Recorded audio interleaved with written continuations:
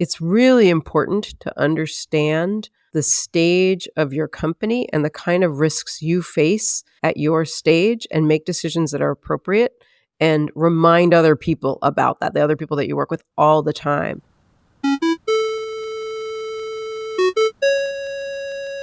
Hey everyone, my name is Henry Suryawirawan, and you're listening to the Tech Lead Journal podcast, the show where I'll be bringing you the greatest technical leaders, practitioners, and thought leaders in the industry to discuss about their journey, ideas, and practices that we all can learn and apply to build a highly performing technical team and to make an impact in your personal work. So let's dive into our journal.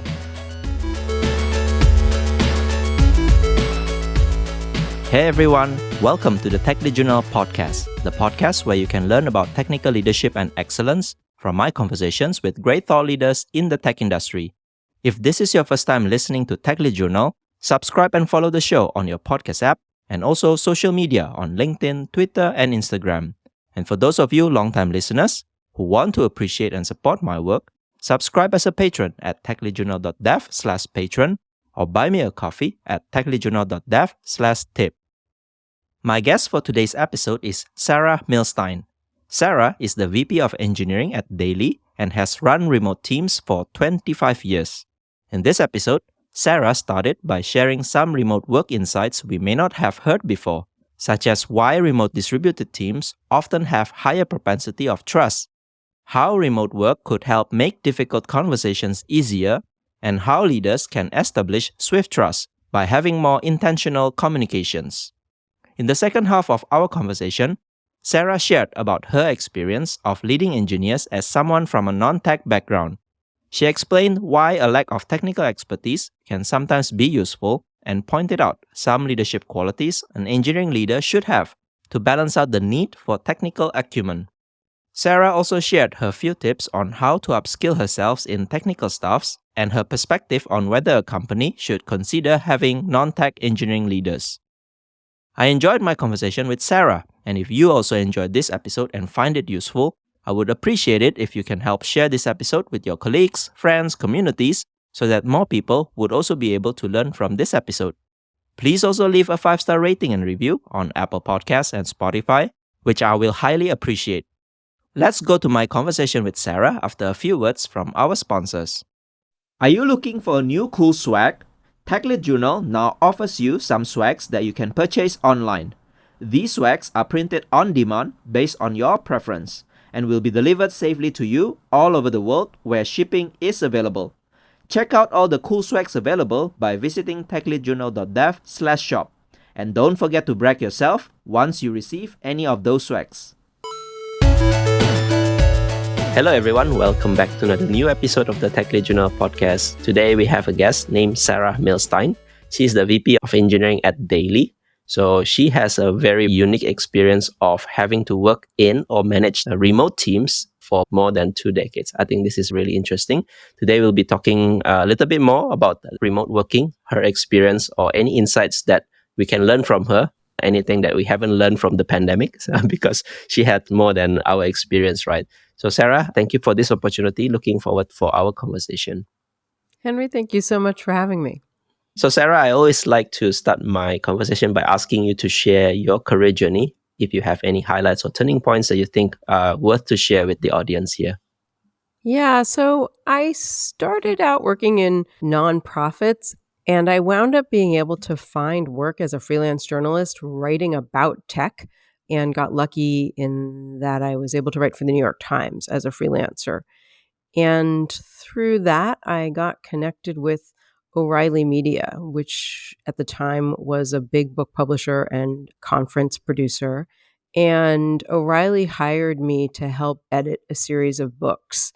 In my work with O'Reilly, in addition to getting much closer to the startup world and the software world, I also had the experience that editing books was a lot like shipping software at the time, which is to say that there were a number of repeatable processes that you needed a whole team involved in, and typically there was a ship date after which you would learn if anybody was going to buy the thing. Because at the time, software shipped on a date and it came on a CD. And you had really no idea if it was going to be successful until you'd spent sometimes years and thousands or millions of dollars on it. And books were similar. And it seemed like a sort of a broken model to me that we could do things a little bit differently.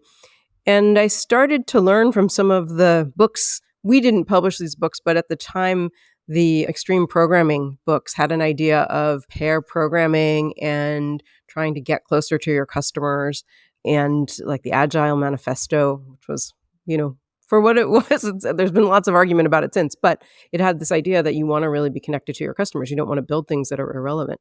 And those ideas felt really exciting to me in editing. And I started to bring those into the book publishing process, and then eventually kind of jumped into the software world to be able to work more directly on things that increasingly, as the web developed, you could ship continually and didn't require having to wait years to find out if anybody was going to buy your thing. And I worked in a lot of different roles in software and a lot of different companies over a number of years. I wound up eventually running Lean Startup Productions, which Eric Ries wrote the Lean Startup book. And this was a company that we developed to publish a bunch of his ideas and related ideas. And that brought me even closer in some ways to the software world, because those ideas were pretty influential for a while. And it took me back into software, where after working for the federal government in a software organization for the federal government, a friend recruited me to work on the engineering team at MailChimp. At the time, MailChimp, which is based in Atlanta, Georgia, had just opened an office in Brooklyn, which in fact, coincidentally, a couple of blocks from my apartment, and needed somebody to run the Brooklyn office and serve on the engineering leadership team. And I wasn't an engineer, but I'd been in software for a long time at that point and had a lot of the business skills that they needed in the office. And I was excited about the idea of working in engineering because it felt like it would be a more leveraged place to be in a software company, and that I'd be able to apply more of the ideas more directly. And that was fun for a couple of years. And I've since gone on to work for a couple of other companies in engineering leadership. And so in almost all the cases, as you noted earlier, the companies themselves were remote, like distributed companies, or I was working in satellite offices, or usually it was a hybrid. And I was working with people who were very distributed, and often I was working from home. And that's been true for actually now more than 2 decades in my career. So kind of an interesting combination at this point of engineering leadership as a non-engineer and remote leadership over a very long period of time. Thank you for sharing your story. The 2 key things that we'll be talking a lot today is first about your remote working experience, and secondly is about being engineering leader coming from a non-technical background. So let's start from the remote work itself. So you have worked in remote setup or hybrid sometimes for more than 2 decades. Most of the people has just started working remotely during the pandemic. And some people are even going back to the office these days. So working remote is something that is unique experience, but I'm sure it's not unique to you. What are some of the key things, if you can share, when the pandemic happened? Is there anything that you need to do differently from the previous remote setup that you did? Well, I think one of the things that is true about remote work is that it works incredibly well for some people and not at all for other people. And there are a number of people in between, of course, too. I think we've all learned in a lot of ways in the last couple of years is that there's no point in being pedantic about what's better or worse. It really depends on different individuals and the culture of different companies. Even though I personally prefer remote work and have found it to be over time more productive, and I can talk about that, I want to be careful to note that there are lots of people for whom, for any number of reasons, it's not the best mode. And it's worth investigating for your company what's best and being upfront with people when you're hiring so that there's not like luring people on a false premise. But that said, I think there's a number of things about remote work that I have found to be more effective. And some of it is just that to do remote work well requires good management. And that's true in person too. Like you can get more juice out of good management than you can out of bad management. But in a remote setting, you have to be, for example, more intentional about communication. It doesn't happen coincidentally. Now, I think that's a benefit. Having leaders and managers who have to be more intentional tend to be better leaders and people get better information more consistently. You can do that in person, but lots of people kind of forget or it doesn't seem as necessary. So there's lots of things like that where remote work just kind of reinforces good practices. But I think there's also some more subtle things about it that are kind of interesting. So, for example, a few years ago, before the pandemic, I noticed myself saying to somebody that I preferred working in remote companies because they tend to be higher trust environments, and higher trust, lots of research shows, makes for much more productive and happier teams. And it was a little funny when I heard myself say that because the conventional wisdom is that remote work is low trust. I did some research into why I might have felt that way and why that might not be the conventional wisdom. And I think what's interesting is that it turns out that people have different ways that they build trust with other people and different ways that they feel trusted. So there's some psychological terms for this, and I hope I'm not getting these wrong, but there's this idea that some people have a high propensity for trust and some people have a low propensity. And I want to be clear, I don't think that's the low propensity is a judgment, it's just a different mode.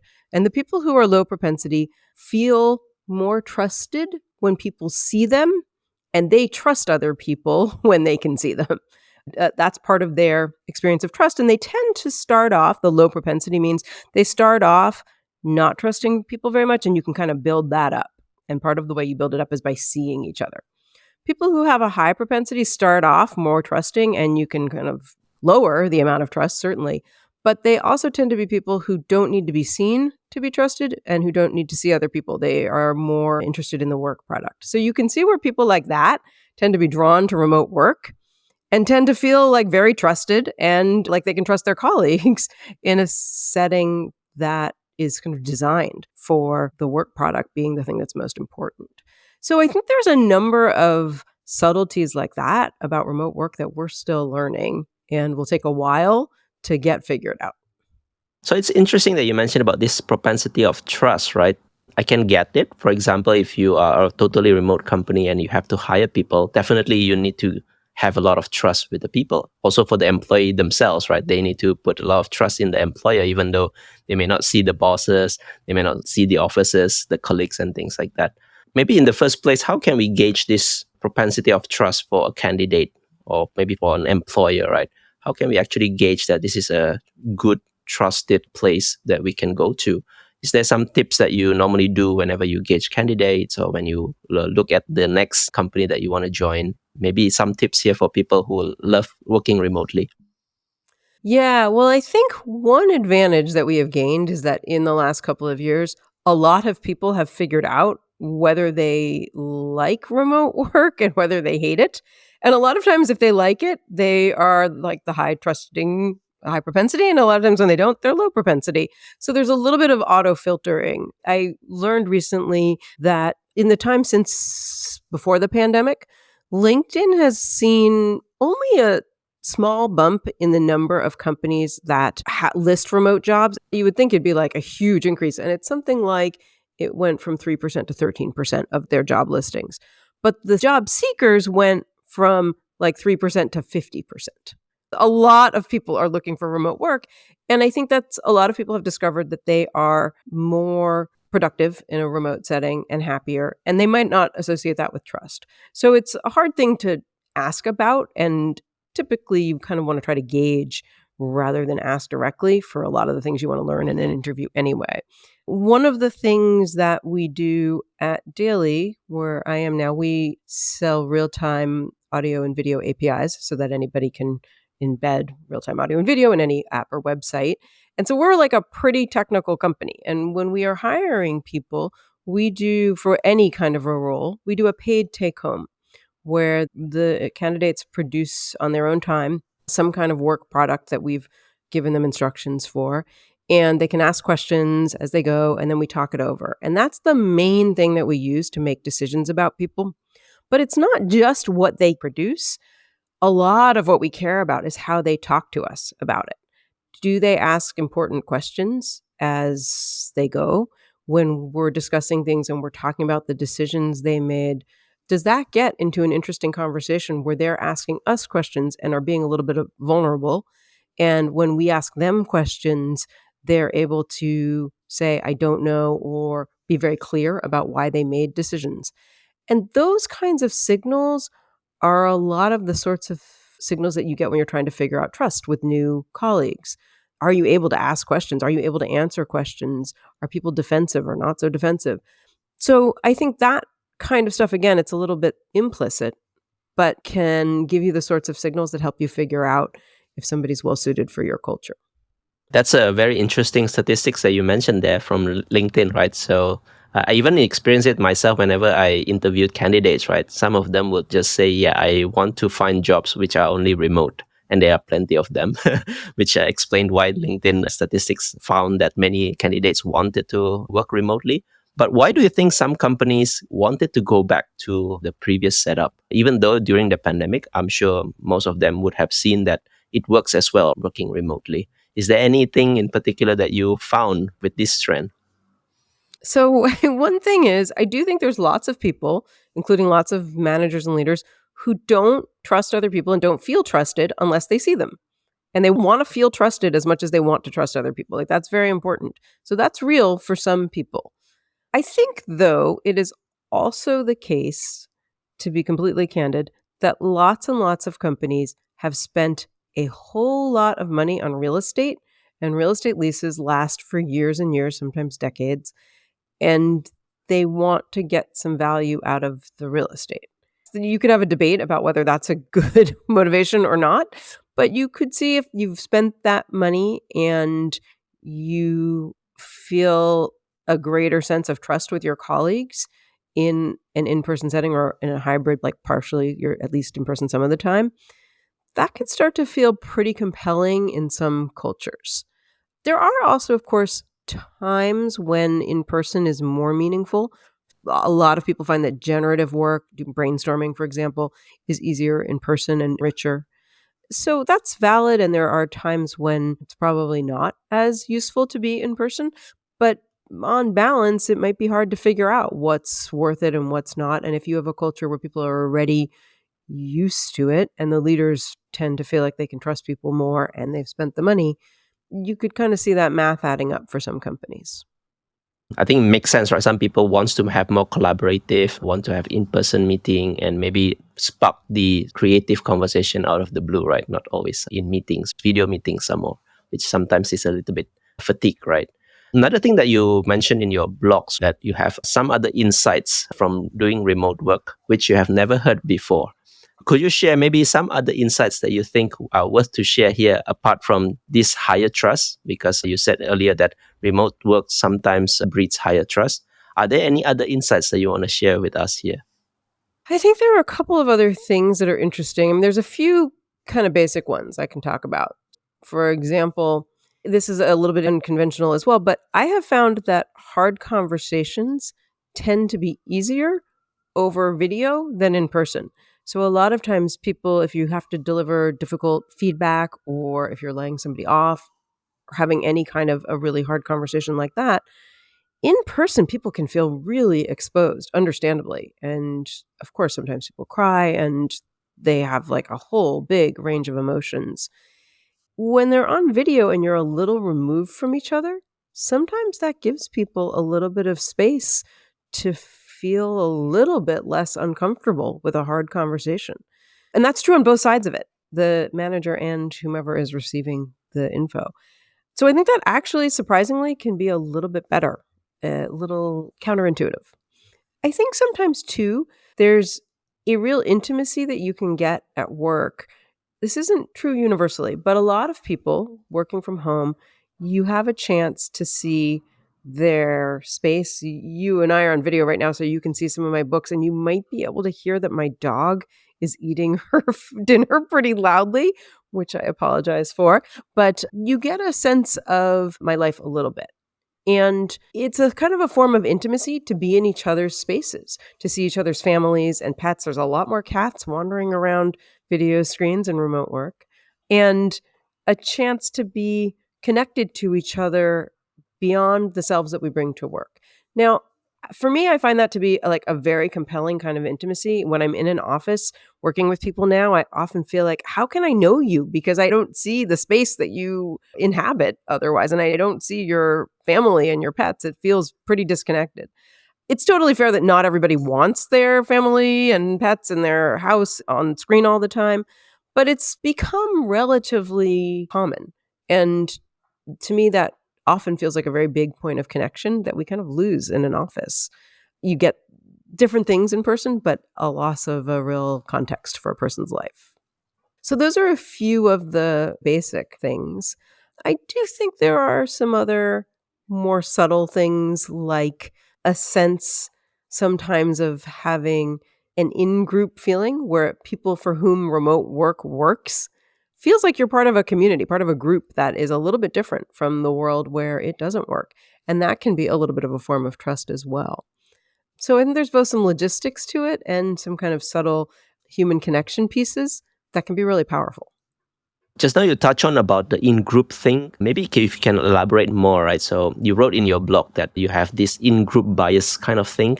Maybe you can explain what does it mean and what do you mean by people associating as an in-group thing whenever they work remotely, and how does it differ with the non-remote work setup? Well, the idea of in-group bias is that people who recognize some commonality among each other, who identify with each other and feel like they are part of a group. And that is itself trust building to be part of the group. I think before the pandemic, when it was much still like a thing, but much less common that people worked remotely, the feeling of we like remote work and we're good at it, that felt like you were part of a pretty special in group and could just be itself trust building among people in remote companies out of the gate. More and more people, of course, and more companies work this way now. So it's a little bit less of an in group that's differentiated from the norm, but it's still clear that there's groups of people who like to work primarily in person and groups of people who like to work primarily not in person. And I think in both cases, you get a little bit of in-group sensibility of we're the kind of people who like to work in this way. And as I said at the beginning, filtering for the people who want to work the way you do, you don't want a culture of people who are all the same. You want people who add to your culture, but you do want a culture where people can work in the modes that you have set up. And if part of your mode is remote work, finding people who are excited about that and feel connected to each other because of it is a smart thing to focus on. Right. And I think you also mentioned that sometimes all these things like working remotely, being part of a group, build a swift trust, right? Even though you just joined a company which you didn't know, you haven't met any of them, but you easily can work together, right? Collaborate with each other like you know each other for a long time. So I think that's a really, really interesting fact. For me, like I started working remotely also just after the pandemic. Initially, I was a bit skeptical how these things would work. But yeah, over the time after I went through it, I think the experience taught me a lessons that yeah, you can actually build trust even though you never see anyone. Even though maybe sometimes in the video meeting, sometimes you don't even see the person because they turn off the video. But still, things get done, and you can build relationship with people. Of course, nothing beats the personal experience if you meet them face to face. But I think this pandemic and remote work setup also taught me about trust, right? Building trust, even though you don't know any of the colleagues. So another thing that you mentioned in the beginning is about communicating intentionally. In the remote work setup, you need to communicate a lot more intentionally. And you also bring a topic about this that communicating more intentionally actually brings better outcomes. Can you touch on a little bit of this? How can we bring intentional communications into work, especially in the remote setup? Yeah, so actually, I'd like to tie the idea of the Swift trust to communication. So, Swift trust is an idea about how groups with certain properties can come together very quickly to have very trusting relationships that have good outcomes. And in a workplace setting, the canonical example is a movie set where people have a limited project. Almost everybody has a well defined role and they've got a clear goal of what they're trying to do. Software can be pretty similar.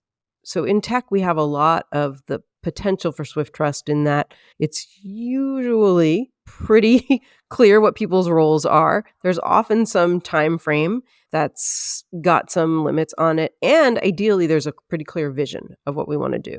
And so we can benefit from the mechanisms of Swift trust if we ensure we have those pieces in place. So as leaders, part of our role is communicating about what we're trying to do, to be very clear about what our strategy is for the next year and for each quarter, and helping people understand what that means for their work, what they should prioritize based on our strategy and what they can deprioritize. Now, that's all great. Everybody thinks they're doing that.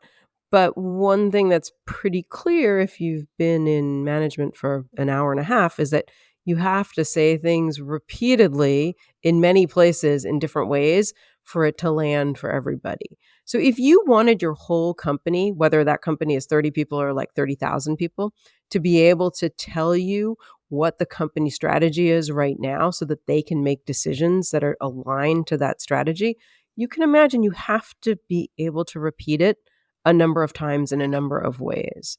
At Daily, we're about 60 people right now, and we have some very specific communication heartbeats. So we do at the beginning of the year, a kind of yearly strategy, but we know that that's going to change over time because we take in information and tack to new information. And I'll note too, we're still a fairly early stage startup. So we are still reaching a kind of product and sales market fit. So our strategy is going to change in a different cadence than a much bigger and more established company.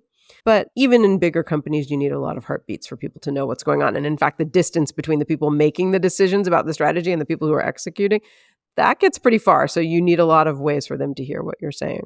But we think about an annual and half year. We also do quarterly planning, and we have very specific all hands where we share that information and then have follow-up Q&A sessions with written questions and a chance for us to respond live and record those sessions and make sure everybody sees those, and we've got them posted a number of places. And in between, we have 2 all hands a week, one that's company-wide, usually about some department giving a presentation. Sometimes we talk to a customer, and then an eng all hands because about half the company is engineering. And sometimes we get more technical. We do demos, things like that. But we're pretty regular about that stuff. Like it's twice a week, and we don't let that go. We also have every week at the beginning of the week, one of our founders shares a week ahead post talking about some things that are coming up to look out for. And at the end of the week, almost everybody writes an end of week note about what they worked on this past week and what they're going to be working on next week. And the founder will highlight some of those notes in the week ahead as well. So we have a bunch of ways that we stay connected to each other. Just that's all scheduled. It happens all the time.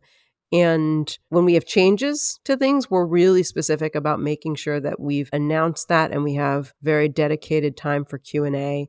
And sometimes we don't have very many managers between execs and staff, relatively flat still, because we're small. But we will also bring in managers if that's particularly relevant too, and make sure they've got info to answer questions if needed.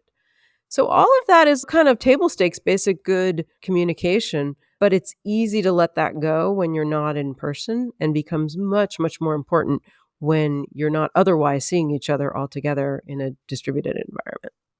So saying things repeatedly, I also learned it the hard way, right? So especially in the remote setup, when you don't even know whether people actually read the messages or not, right? Sometimes you may think that they may have not read it. Maybe related to this, my question would be, how do you actually build accountability, or maybe even for people to acknowledge what you said, right? And take that as a priorities for them. For example, if we are talking about strategy or maybe priorities for the team.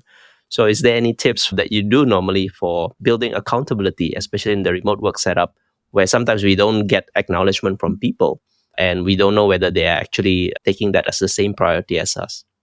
Yeah, so I want to be clear. I think about accountability not just as taking responsibility for what you said you would do or what you've been told to do, but accountability is much more about learning from what you've done and adjusting. So everybody will make mistakes or wind up working on something that the company makes mistakes and you're involved. What I care about when we talk about accountability is, did you learn from that and adjust? And how do you talk about that so people know? So one of the ways that, and I will say again, like this is one of those places where implicit and explicit signals are important. Explicit signals for us might be, do people talk in their end of week about what they learned and what they're doing differently as a result of what they've learned from something they did? Or in team retros, or in the rare incident, we don't have that many incidents, but when we do, having retros and being able to make sure that we've learned from those. That's all explicit and is important. But An implicit one that helps us figure out if we're communicating enough is that every quarter, as we get toward the end of the quarter, people increasingly start asking for information about strategic direction that will help them make decisions. And I think that's a good sign that they consider that a really important input to their own day-to-day decision making. And then they'll track toward it because we have repeated conversations about our strategy and what's working and what's not, and how that affects people's work. So they're part of that conversation. Thanks for sharing that. I think it's a really important signal there, right? If people are asking for the strategies or people ask for clarity, I think that's a very good signal that you do have a very high collaboration, first of all, and also high accountability because people want to know from their leaders what are the strategies and priorities for them. Thanks for sharing that. So let's move on maybe to the second part of our conversation, which you mentioned in the beginning in your career journey, that you become the engineering leaders, even though you came not from a tech background. Tell us a little bit about this. How did you, first of all, end up in software engineering teams? And what are the challenges that you had to overcome when you take these jobs? Yeah, it's interesting. So, as I said earlier, I jumped from other areas of software leadership, from operations and marketing and sales, into engineering when a friend helped recruit me into a role in engineering leadership. And when I joined, right before I joined MailChimp, I interviewed about 30 friends to find out what did I need to know about managing engineers that was going to be magic and special and different from managing other people.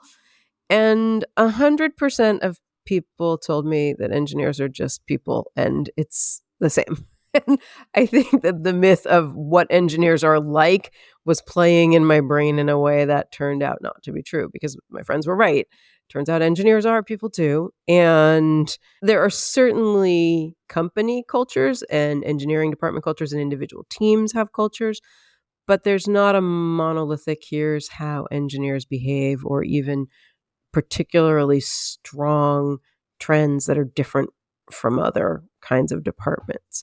So I think one of the things that I have learned is that leadership is leadership. And in software, we have different risks than in other kinds of businesses. And it's also the case that you have different risks at different stages of your business, early stage or later stage.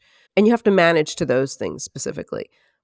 But there are not hugely different things that you have to do in engineering versus marketing, for example. I think it's a very unique thing, right? Whenever we spoke about engineers, some people will have different perception. Oh, they are engineers. They need a different kind of treatment. They are like, I don't know, like some special people, especially in the tech companies where you have plenty of engineers. And yeah, like we can see some engineers who acted like a diva or more like a geek, which are sometimes difficult to work with. But I think what you said sounds true, right? At the end of the day, they are just human after all. They are just people, and leadership is also about managing people well or effectively.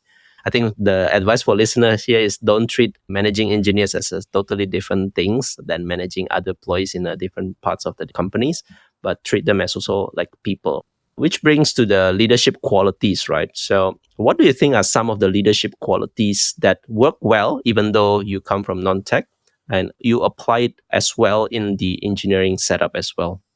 One of the most important things is being able to understand where we have risks and opportunities and making sure that we're having those conversations. So that's both reinforcing what's our strategy and what are the risks and opportunities in our strategy, but also in the mechanics of how we're building things.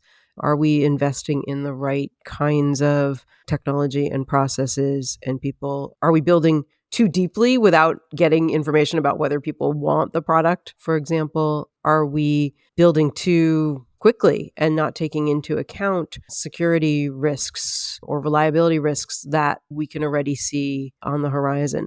These things shift, of course, as I said earlier, stage of your company, age of your company, type, like whether you're B2B or B2C, all of those kind of affect how you think about things. But being able to bring those perspectives into your leadership and into your work with teams and individuals is critical, of course, in any management role, but particularly in software where our risks are often very high and in different places than you might expect from other kinds of experiences.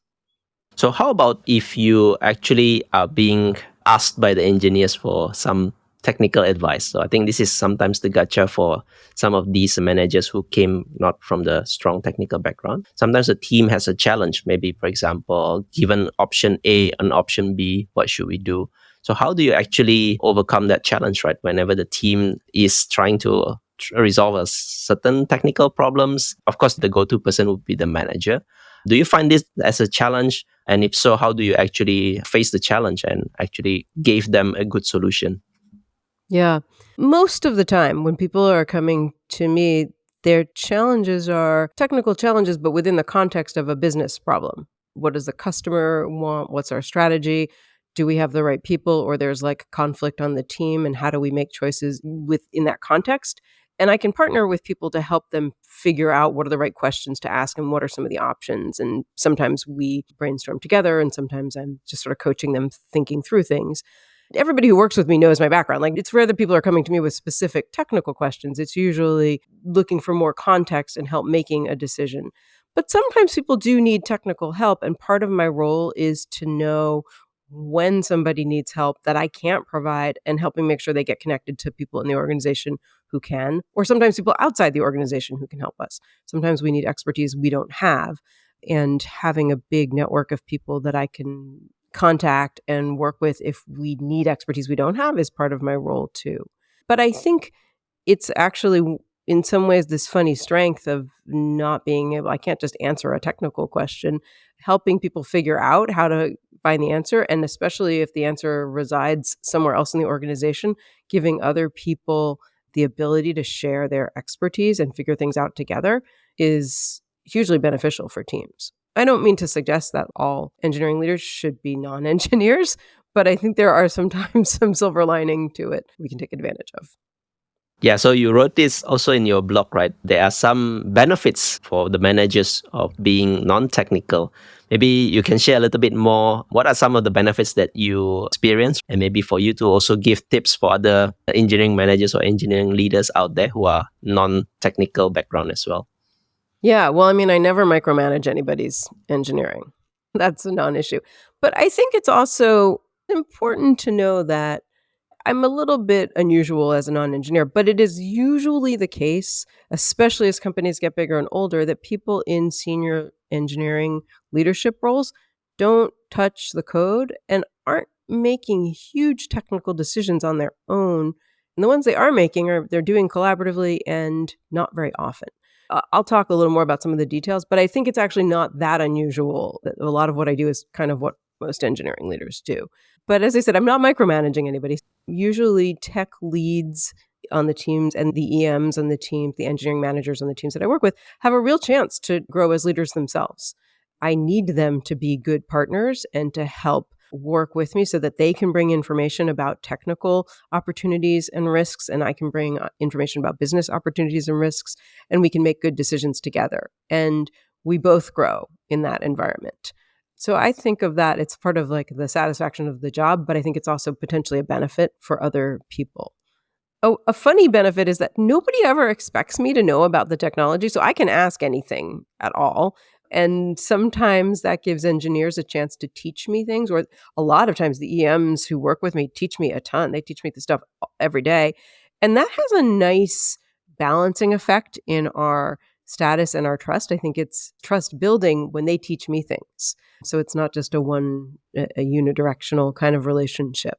And I think it's easy for me to help focus on the business, on the strategy, on communicating about the business needs, because I don't tend to get lost in the technical details. That's not the nature of the conversation I'm going to have. And I can keep bringing the business context so they can keep making good decisions and asking good questions to make sure we're moving the direction we want to go. So how about if, let's say, you work on a specific things, right? And you do really need sometimes a technical context. So how do you actually upskill yourself or learning? Because in tech, especially, we have so many things. You can't definitely cover everything, right? But how do Yeah. you actually, as engineering leaders yourself, upskill on a certain area in order to catch up or be in sync with the rest of the team? Do you have any tips how to learn by yourself or self-learn about stuffs? Yeah. So I have a few things that I do. First of all, as I said, I ask the people in my organization to teach me things all the time, whether that's ICs or other managers. And sometimes our founder, one of our founders is very technical and wrote our early systems. I ask questions a lot for people who work with me. But I also have a couple of group chats that I'm in with other people in tech. And what I think is really interesting about those is a lot of times there are a lot of engineers in those groups who ask each other questions, who don't know about anything at all. Like it could be about a language or about containerization, or it could be the whole range of small kinds of projects to major implementation details. And they ask each other because nobody can have had all of the experiences you would need at this point to run complex technical projects. So I don't have any hesitation about asking people to teach me technical things, but I sometimes have a little bit of like, oh, am I going to be asking a dumb question? And what I find is all the time people are excited to share their expertise, and literally everybody in the group chats is asking each other stuff to learn and share information. And then sometimes I read too. I tend to read more and listen to podcasts and take in other kinds of media, watch talks and things. I tend to read more about software development than about engineering, but sometimes the bits about software, like technical details about, I don't know, databases or something, get in a way that I find useful over time. So I think still the key here is that don't be afraid of asking questions, even though with your direct reports, right? The hesitation will be there for sure. But I think the key is not be afraid to ask to anyone so that they can help you actually to fill in the details, the context. And actually, in the end, it will help in making decisions, right? Because I think some of our people actually do rely on the leaders to make good decisions for them as well. So you also mentioned that not all companies are actually receptive to the idea of engineering leaders who come from non-technical background. Do you have some experience around this? And what should people do in order to see whether this company actually accepting people coming from non-technical background as a leader? Yeah. Well, I will say it's not appropriate for every company at every stage. Like some companies, especially earlier stage, need technical leaders who can do some of the coding. Like you kind of need all hands on deck. And as companies grow, it becomes you get farther and farther away from the GitHub account. But I think it's also the case that you want to be, as a leader, you want to be trusted and you want to be able to trust the people you're working with. And if a company has a really strong bias and just doesn't believe that a non-engineer could lead engineers, being the first one in that situation would be hard. It would be hard to feel trusted and for them to trust you. So I would be cautious about that, especially in a younger company. And the place where I've encountered it the most is recruiters who, for whatever reason, don't realize I'm not an engineer, contact me. And then when it turns out I'm not, they're like, well, of course, these founders I'm working with would never hire a non-engineer. And I'm like, why are we in this conversation? But I do think that for companies that have strong engineering culture already, it's probably pretty rare that you need another technical decision maker. What you need is somebody who can help tie engineering to the business needs and can make sure that you've got the right systems for making good decisions, that you are getting good inputs, that there are the right people in the room for making good decisions, and that you can collectively understand benefits and trade-offs of different directions, what that will mean short-term and long-term, and that you can think about that appropriately for your stage of company. And that does not require a super deep engineer. And again, the bigger the decision, the less often you're making them and the more people have voices in it. So sort of thinking about that as more of a process that you want to be really healthy and strong and aligned to the business, I think points you toward people who have a lot of business experience in software rather than towards people who necessarily have deep technical expertise when you can bring that into the room from other folks. So I think the few key lessons that I picked from what you shared is that, yeah, different stages of company requires different kind of leaders, especially in the early stage where probably you need to cover so many things, including coding. And the other thing is that for like slightly bigger or maybe more scale up type of companies, you probably don't need all much deep technical kind of leaders because you will need to make strategies, good decisions, tying up with the business, right? how you strategize together, product and engineering together, so that we build the good product for our users. And for people who are still thinking that as a tech company, you need to hire just engineering background leaders, maybe this is also a proof that you don't actually need to always hire the technical background kind of leaders, because it can also work, especially when you want to make good business decisions aligning with the tech. So thanks for sharing all this, Sarah. I think a lot of listeners here would learn a lot from this conversation. Yeah. So before we wrap up our conversation, actually, I have one last question that I always ask from all my guests, which I call the three technical leadership wisdom. So think of it like an advice that you want to give to our listeners here, maybe from your experience or from your expertise. Could you share maybe your three tech lead wisdom, Sarah? Yeah. So I have a few things. These, I think, are all true for all companies, but especially true for software companies. So the first one is something I've said here a couple of times, which is that it's really important to understand the stage of your company and the kind of risks you face at your stage and make decisions that are appropriate and remind other people about that, the other people that you work with all the time. So, for example, typically in earlier stage companies, your biggest risk is that nobody will buy or use your product. And so it's not as important that you're caring about security and reliability unless that's the nature of your product. But most products, not the case. And you want to really make sure that you're building quickly and in a way that lets you get feedback from customers early and often so that you aren't building stuff that no one's going to buy. As you get bigger, you have other kinds of risk, reliability, security, sometimes increased legal risk, and a number of other kinds of things. You have to shift some of your decision making. And that's partly why companies slow down as you get bigger. But you want to be careful that you understand your context and that you're building the software and the company for the right stage that you're in. And you're reminding other people about that all the time because everybody forgets. So that's one. A little bit related to that is the idea that you should build and ship the smallest things that you can that potentially add value for your customers. Now, that's an idea that's pretty well established in software these days, where we try to get away from like a waterfall and it's 2 years away and we'll ship a thing and maybe it'll be useful and maybe it won't. We're going to try to build in smaller pieces. I think that's still, there tends to be a little bit of regression to the mean of shipping later and in bigger pieces, and reminding people all the time and giving them ways to make decisions so they can ship more quickly and see value and learn as they're going is really useful. And you can do that outside of the software itself. Like, it's completely true that you can think about processes and meetings and documents. All of that can be thought of in smaller pieces that move more quickly so you can get value earlier or determine that you're not adding value. And again, you need to adjust for the size and stage of your company, but thinking about shipping more quickly and having fewer dependencies, learning as you go, incredibly valuable.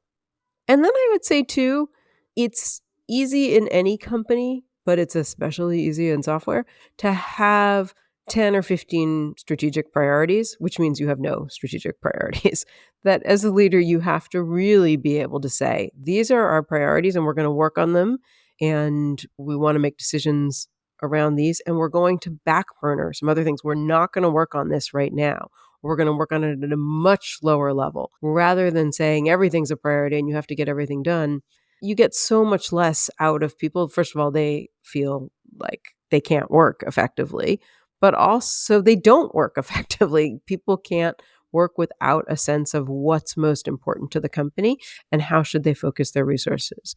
And that's true whether you have 30 people or 30,000, even if you have a seemingly unlimited number of people. They have limited amount of time. They all have to make decisions about what's important and what they should be working on.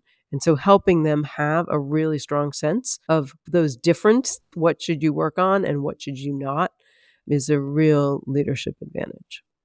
Wow, I really love all of them, especially the last one, because especially in an early stage startup, sometimes it could happen that we have so many strategic priorities. Sometimes it could be a lot of pivots. Sometimes it could be a new customer's feedback coming in that we have to somehow meet. So I think, yeah, prioritizing strategies don't overload our people so that they are confused at the end of the day and not be able to work effectively. Thanks for sharing this wisdom. So, Sarah, if people want to connect with you or want to discuss some things further, like the remote work or being engineering leader, is there a place where they can find you online? Yeah, so my website has all the ways to connect with me, and it's sarahmilstein.com, SarahMilstein. Nice. Okay, I'll put that in the show note as well. So thanks, Sarah, for this talk. I really learned a lot from you today. Henry, thank you so much. It's been a pleasure. Thank you for listening to this episode and for staying right until the end. If you highly enjoyed it, I would appreciate if you share it with your friends and colleagues who you think would also benefit from listening to this episode. And if you're new to the podcast, make sure to subscribe and leave me your valuable review and feedback. It helps me a lot in order to grow this podcast better. You can also find the full show notes of this conversation on the episode page at techleadjournal.dev website, including the full transcript, interesting quotes and links to the resources mentioned from the conversation. And lastly, make sure to subscribe to the show's mailing list on techleadjournal.dev to get notified for any future episodes. Stay tuned for the next Tech Lead Journal episode, and until then, goodbye.